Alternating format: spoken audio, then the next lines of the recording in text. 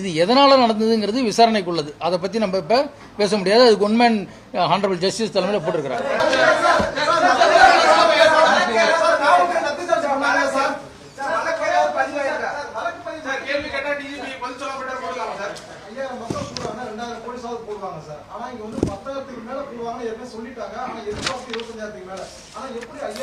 எதிர்பார்ப்பு 25 கிடையாது, 10,000 சொன்னா நாங்கள் அதை விட கொஞ்சம் கூட எக்ஸ்ட்ரா போடுவோம் வழிய இதற்காக வேண்டி நம்ம கரெக்ட் எஸ்டிமேட் அவங்களுக்கு கால்குலேஷன் போட முடியாது.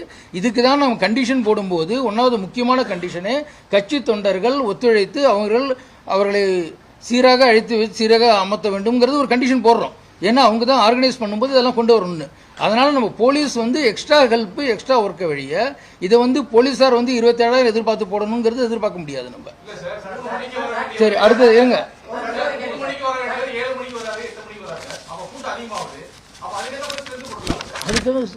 அந்த ஊர்ல போலீஸ் நீங்க ரிசர்வா பக்கத்துல கொண்டு வந்து ஆயிரக்கணக்கில் வச்சுக்க முடியாது.